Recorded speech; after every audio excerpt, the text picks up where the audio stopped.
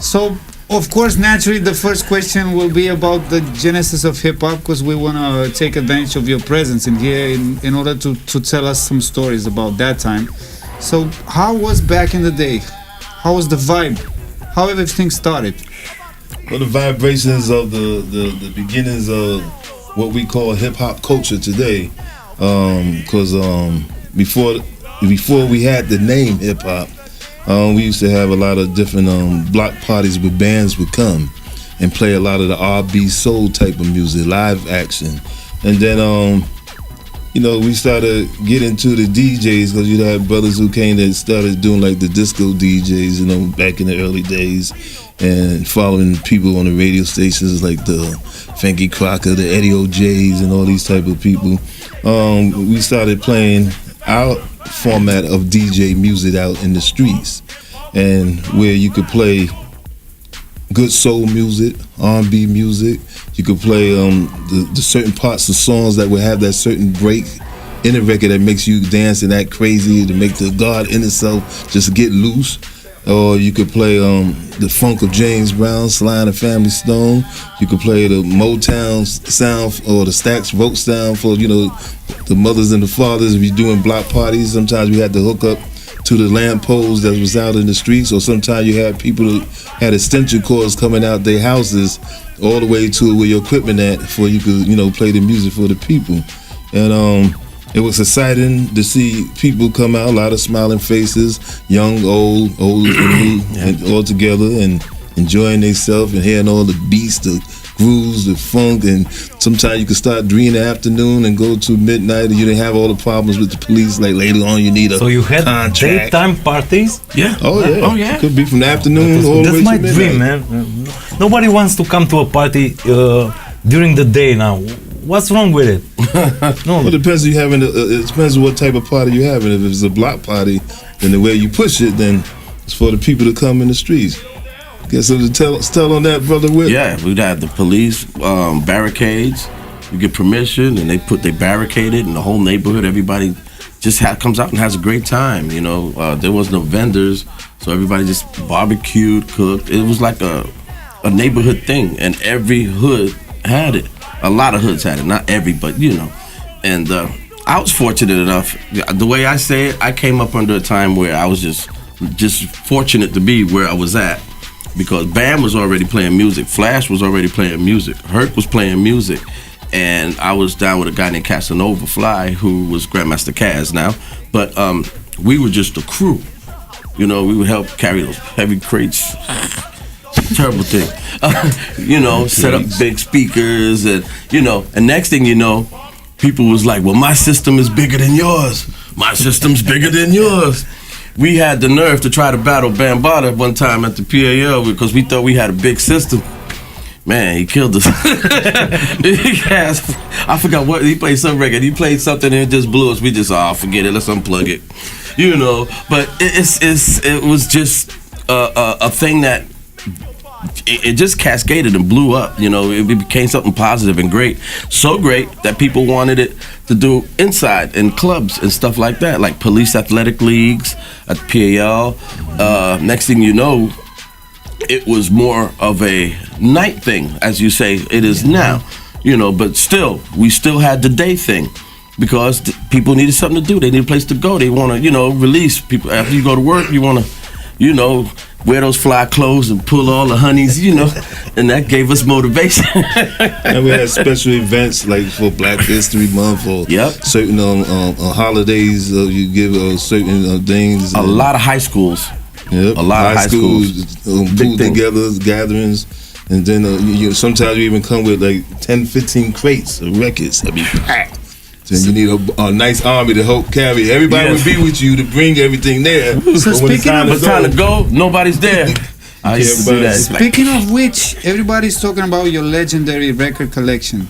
How many titles did you have, like back in the 80s? Well, the number that we know is it's 10,000, 20,000 records. Man, a whole lot more. I just sold over 50,000 to Cornell University, and I used to give crazy records. I used to call them "Give Me Your Garbage." So I go to all the radio stations when we started the anniversary of hip hop culture, and I used to draw out a lot of records and cassette tapes, or even the what's the the big ones? Oh, used to stick. It eludes me. It's back in the '60s. They used to stick them big tapes in. I can't remember the name anyway. 8-tracks? 8-tracks, Yeah. So all the different things that we had coming from them eras of time, we used to give out to the people for free. So I used to go to all the radio stations and collect. I said, give me my garbage and stuff, and they had all the boxes waiting. And they were giving it for free. Oh yeah, they give it to me because they know I was giving the cause for the people and pushing music way back, before people was, promoting a lot of different vinyls or cassettes or 8-tracks or whatever else the music of that time was. Your favorite 3 electro records? Definitely. Electro records. When we came, it started the electro funk, and then you had the techno pop that was happening at the time. So you had the Kraftwerk stuff. I had my Gary Newman, my Dick Hyman. I had my John Carpenter, the guy that made the Halloween movies, and They Live and all that. How did you come up with the idea of turning the black spades into something positive? Well, it's not just myself. It's just at a time era when things was changing, we wanted to do something that was even more for our community. The black space was organized and keeping a lot of certain different things. That if they wanted to be super bad, it could get bad. If they wanted to keep things in check, they could keep it in check. But we wanted from the negative to the positive and started organizing and doing something more like the Panthers, the Young Lords, and many of those groups was doing back in the days, and helping our communities, keeping the drugs out and stuff like that. And that thing grew up very fast. Oh yeah, well when we started that and then switched from that to a group called the Organization, and from the Organization to the Zulu Nation, then it just started spreading. And then when we started adding that fifth element, the knowledge, people started getting heavy into what we was talking about, the ideologies. How do you see hip hop nowadays? We want to hear. What do you think about hip hop nowadays? Actually, well, most people when they say hip hop, they don't understand what they're talking about. When you say hip hop, you're talking about the whole culture, the DJs, the episode writers, the b-boys, and all that. Most people when they say hip hop, they think just of rappers. That you're just speaking about a certain rapper. Hip hop has went through many different changes, and it's still good. Like you got a lot of people still doing a lot of different type of songs and music, but I blame a lot of the radio stations, the so-called radio stations, because you're not playing all the different categories of hip-hop, and not just hip-hop, anything. You play the old with the new with the old, for you can have true school. So meaning if you're playing rock, funk, hip-hop, jazz, soca, rock, calypso, reggae, anything, play the old school with the new school, and this way it's true school. This way music, you're still hearing Aretha Franklin along with Shaggy, along with Limp Bizkit, along with Korn, along with all these other groups that's at his day. And the same with old school hip-hop, rap, or breakbeat DJs, because most stations, when they say they're hip-hop, I'm hip-hop. Okay, I say, well, where's your Kraftwerk? Where's your James Brown? Where's the hip-hop DJ breakbeat records and stuff like that? So then they start realizing, let me be cool, because now you're just playing one category of music.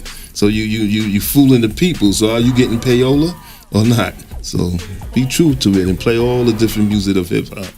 So right about now in 2018, if you go to the streets of the Bronx, can you feel the vibe of the street culture? Does it shows anymore on the street? It's still there. Bronx is always gonna be the Bronx. New York is just a crazy, busy town.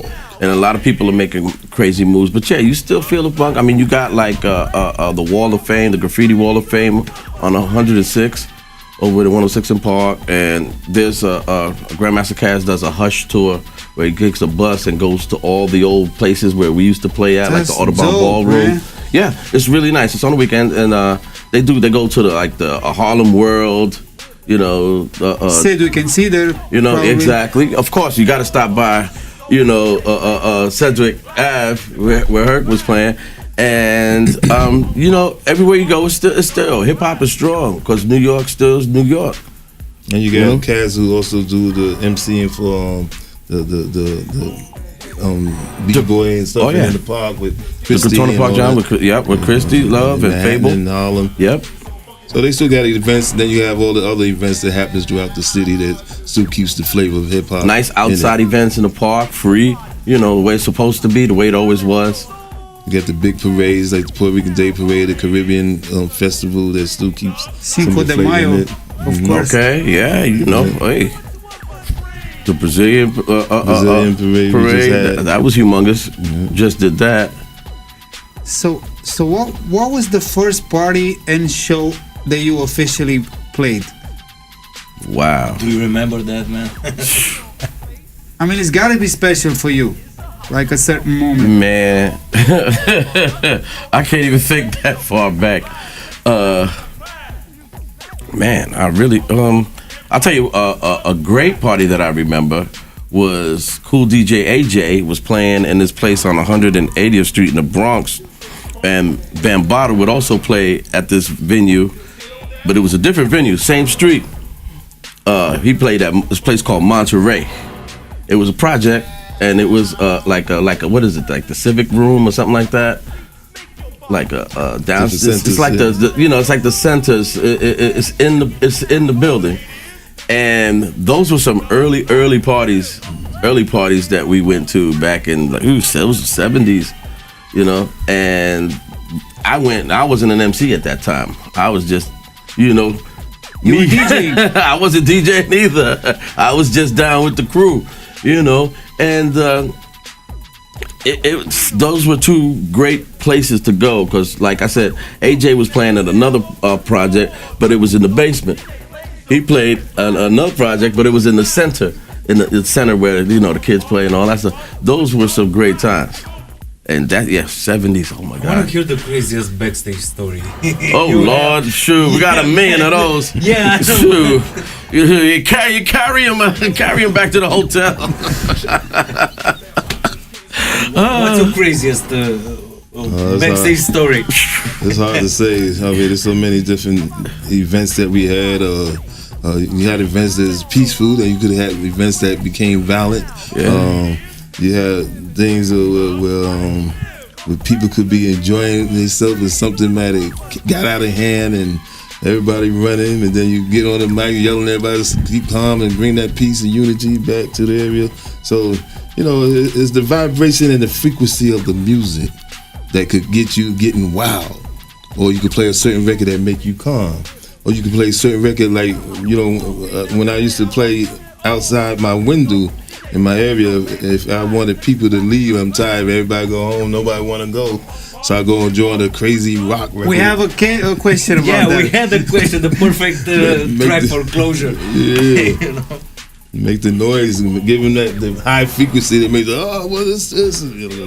Time for you to go. And they will eventually leave? Yeah, they eventually leave except for the banger heads that, play that. Like, keep it, I like that. So at these parties that you are describing it, you get to see like the four elements together. They will represent. Usually at most of the parties, you got the b-boys, you got the DJ, you know, the graph riders are tagging up everything, you know. Of course. So the elements were always there. They were like in the beginning, you know, because I mean the b-boy to me, tagging, you got to get there, wash and clean. Yep. And stickers. So then it got fancy. People started making stickers and put the stickers up. You know, and now you got to take the stickers off. It's like, Yeah, I want to ask about the Party Safe playlist. You know, well, if you are playing, which 5 of the best Party Safe tracks that you have in mind now? Those tracks that make people go wild. Anything from James Brown will always get your house rocking. Yeah. You really couldn't have a hip hop party without playing some type of James Brown. And then we used to play, you know, the slides. And you had the break beats of certain rock records, you know, whether it be from the Rolling Stones or, you know, we had another song, Aerosmith, Walk This Way, or The Mexican by Babe Ruth. So then you had a lot of sounds that I would bring from different other things, from salsa, from other beats and stuff, soca. The people would know what it is. Somebody say, I don't like salsa records, I don't like Latin music, but I just play the break beat that you just dance your ass off. You know, I can't stand rock music, but you just went crazy on Grand Funk Railroad and started looking out. So we used to do things like that make people say, what you thought you didn't like, but you dancing crazy to it, so you do like it. What are the best 3 rappers right now? If I'm asking, 3 MCs actually. 3 MCs You actually. said rappers. As far as I'm concerned, I would say guys like Grandmaster Caz, Melly Mel, who's still a beast. You know, they'll go head up with anybody. We love guys like Big Daddy Kane. All the old cats are really great. I wanted to ask about Big Daddy Kane. Big Daddy Kane's a great guy. You know, I've been with him. Yeah, he just had a birthday. You know, I've seen him on stage where he could just still dance with his dance crew. He could still do little splits and flips and the whole 9. At 50. Yeah, man. Yeah. And so I would put those 3 up on my top list. I mean, Rakim. You know, Rakim is a beast. Always was a beast. Out of all the new cats, there's so many. But like Kendrick Lamar, I like Kendrick Lamar. You know, and then as far as anybody else, I won't be delicate about Kendrick because I always saw him a little bit overrated. Is he overrated? No, I wouldn't say he's overrated. Now, you take like a guy like Drake. Drake's a beast. Drake is a bad man, right? That guy's like fire right now. You know, he's doing all his stuff. But it's still hip. It's still, I can still consider them hip hop, even though they do more R&B and singing, and they're doing dancing into the show. It's the same thing that we first started. You know, it's just that they got their twist to it. You know, the new school right now, they're finding new niches. Like you got the little mumble rap thing going on, and people saying, "Oh, I don't like that." But the music is great. And I mean, anything you do artistically is a great thing if you like what you're doing. And especially if the people like it, because if they're in it, then you're winning. Yeah, actually, 1000%. I got into a little fight with him because when I heard for the first time Race Remord, I said, "Man, they're really cool." Yeah. And he was like, "Man, they're really not my cup of tea. They're not that cool." But they're cool. Now, I grew up listening to you, man. That's where we changed the difference between rapper and MC. Because now a lot of those guys could only do their records. You know, they can't get up there and just start rocking off of anything off the top of the head, rock the house. So on stage they could do. You go some of these shows, you hear the record, fantastic, but some of their shows is like you look at some of these shows and it's like that's it. And they're lip syncing and all this. That's it. So it just depends on what the level of your art. Artistic, how to rap, right? Your art of rap, just like like there's so many that you really because there's so many different ways and categories of so many MCs out there. I mean, there's this knowledge queen that we love a lot by Saroc, SAROC, and she's deep. How she's almost like a female KRS-One that could spit fire. And then there's so many other great records that just want you to shake your ass, watch yourself, show me what you can do. Okay. So you got different styles. Then you put got your back into it. Right. Then you got your up-tempo type of style of hip hop that's on the electro funks or the EDM. Then you got your hip house style that's into the house music, and so it's hard to just pinpoint. Just when people, like I say, when they say hip hop, they think it's just 98 beats per minute or something. You got all the different flavors and categories of the hip hop styles of music. So it's hard to pinpoint just any different area that you can say, oh yeah, that one was hot, or this one was bad, and this one was funky, and this one was shit. And about production, I just wanted to ask you, is it more difficult right now to use samples in your production than how it was back in the days? Well, more it might be because you everything now is legally speaking. It's about that karma. So now karmas pay that money. You're gonna use this sample, you got to pay that money. So, but they still got a lot of companies out there that gets you the sample deals to get you the credits and make it happen. So it's just the ones who want to go legal. Then you still got the other ones who try to steal. My thing is anybody who I ever use, I always gave them publishing and writers credit. And this way you don't have no problem. So like when I use Mind You the Bango, Waya, I don't have no problem. You give the respect. So when Michael used it, that's when they had a lot of problem stuff. Whoever took the track without giving permission from the brother. So if you're gonna use somebody, just give that respect and put them down as a writer and part of your song. I asked you because we were very curious about that age, the 80s, in which we thought that everything was so easy. Like you could steal like some measures from a track, and then you could do your track, and then maybe you get called like you use something. But because it was fresh, it was new, and so they didn't know how to handle it in the industry. So many people just taking. So you was right. Can't do that today. No, they ain't playing. Business first. They got people that listen, that know. They sit there. Oh, that track came from here. This one came from there. So they got people now that's checking things now. Where you taking stuff. So is it true that you were covering up the labels of the records when you were playing? Yes, myself, Grand Wizard Diddler, Grandmaster Flash, Cool Herc, yeah. Everybody had their special songs that always brought your audience to you. So I was doing that a lot. A lot of times I could just cover it up, or I could tell from another group if I went over there and seen the Flash or Herc record, and I seen the cover, I could say that's a Polydor record. So I know how to go and find it and get tricks. So that was good in knowing labels and colors and how they look. So I guess that's it. I just want to ask about your favorite producers right now. Give us 3 names. 3 of the best producers, musical producers. I really don't get into what's the best or what's not the best. Yeah, I know. I give honors to all of them because all the different styles that they have made. You know, whether it's in hip hop or R&B, soul, rock, jazz, whatever. So to any producer, I like any producer that's going to be progressive minded. Not scared to take you there. Any rapper that's not scared to jump out of their what they usually do and do something else. Their comfort zone. Yeah, I like that. Get out there. I like that. So that's what made me happen. Imagine if you sometimes say, "Hey, whatever happened to this group?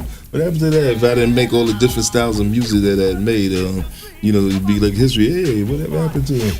Stuff like that. So I have one more question. I hope you don't mind. Mm-hmm. We met the Sugar Hill Gang here in Bucharest. So is that story true about Grandmaster Caz's lyrics and the what was the guy's name? Big Bang Hank. Big Bang Hank, right? Yeah.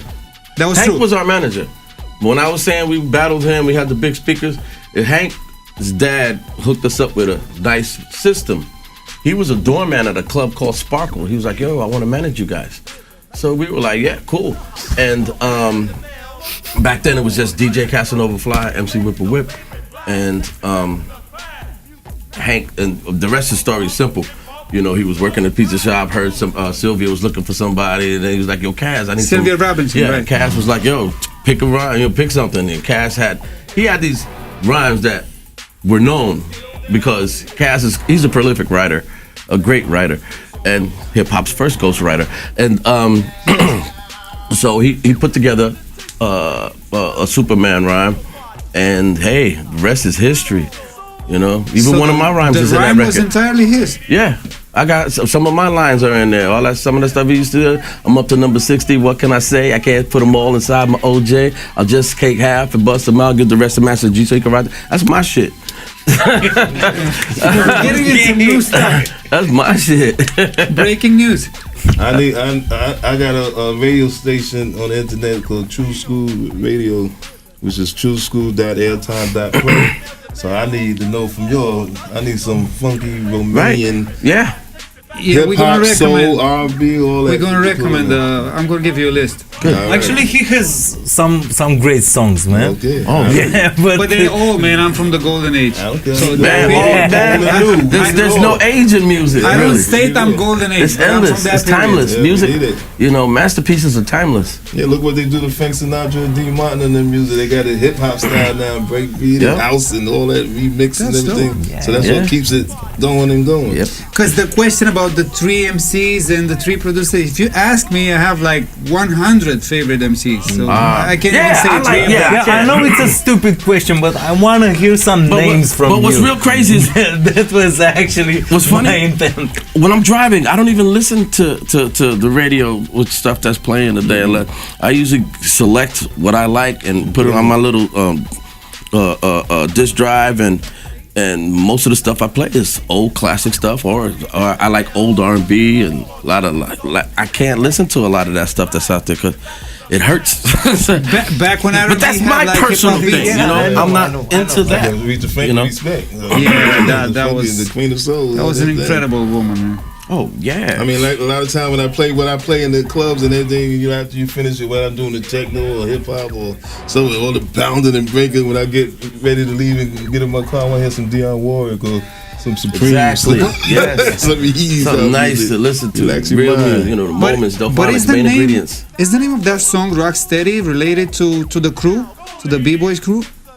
B-Boy crew got that. You know, I say that's like a coincidence, but they're the Rocksteady crew, and then it was Rocksteady. So of course, you know, it worked for them. Mm-hmm. You know what I mean? But you know, it's not nothing. One didn't have anything to do with the other. It's like that's like if I heard like when I hear "Let It Whip." You know, I love that song. You know what I'm saying? Let it whip, whip it, whip loves that. Of course. Yeah. So the producer of Teenage Mutant Ninja Turtles. You know, there's a character there called Rocksteady. And the name comes from the B-Boy crew. The producer said it. That we had the idea of the name, yeah. And before that, we had the song. We have a Rita song. Well, a lot of movies was checking us out in the early days. Like if you go and look at what's the one with the ones when the water hit them and they started screaming. One of them Steven Spielberg movies. It looked like a creature. Gremlins. Talking about Gremlins. Yeah, when you go Gremlins. See, okay. Gremlin with the guy when he's walking with the mohawk. That's supposed to be like me, and then I do the whistling, and all the b-boys and breakers come walking through it. And then if you go watch Conan with Arnold Schwarzenegger, you see Grace Jones' name was Zula, and Will Chamberlain's name was Bambaataa. And so they was you know taking, they was watching it. It wasn't giving credit, but they was taking stuff back in the days when many of us and put it into their movies. I think that's all. We're completely satisfied and still starstruck. Yeah, I know. And can't wait to see you guys tonight. Oh yeah, we're gonna have some fun we tonight. Should play some music now. Yeah, we should definitely play some music. That's it. Okay, so they always ready. Darn right. If there's one thing we're always ready, was ready for music and ready to eat all the time. Eat music, eat music. Sometimes sleep. You gotta say something on TANNANANA. Oh heck yeah! Yeah. We should do something with TANNANNANA. That's a cool name. Yeah, TANNANANA. TANNANANA. Yep. TANNANANA.